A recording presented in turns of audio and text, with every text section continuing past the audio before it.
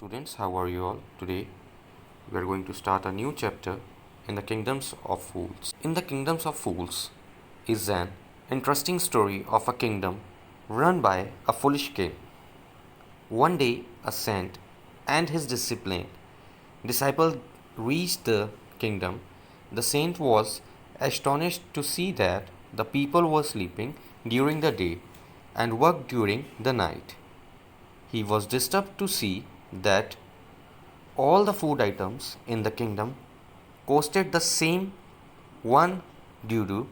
He analyzed that it was a kingdom of fools and ordered his disciple to leave the place.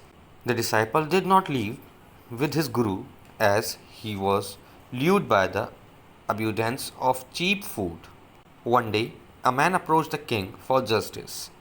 He claimed that his brother was committing his ancient trait of theft, and during that, the wall of a man's house fell on him and he died. He asked the king to get him. As the king was foolish, he did not analyze that the dead man was a criminal. On the contrary, he tried all the people who were involved in the death of the thief, the rich merchant who was the owner of the house whose wall had broken, the man who had built the wall, the dancing girl due to whom the builder had built a weak wall, and goldsmith because of whom the dancing girl had to move around in the street that day. Finally, the king decided that the merchant's father was a real culprit, as he was dead and his son had inherited all the property, so he would also get punished in place of his father. Another turn of event take place with the minister feels that the merchant is too thin to be killed by the stake.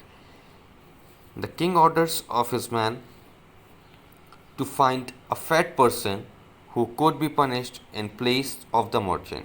As the disciple had become very fat, the man took him to the king. The innocent man prayed to his guru for help. The guru visualizes that his disciple is in trouble and reaches to save him. He uses his intelligence and wisdom to trap the foolish king. Finally, the king and his master get themselves killed by the stake in place of the guru and his disciple. The people of the kingdom beg the guru and his disciple to become their new king minister. The guru agreed on a condition that the kingdom would function normally like other kingdoms did.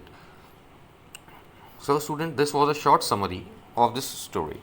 Please read the story carefully. Thank you. Have a nice day.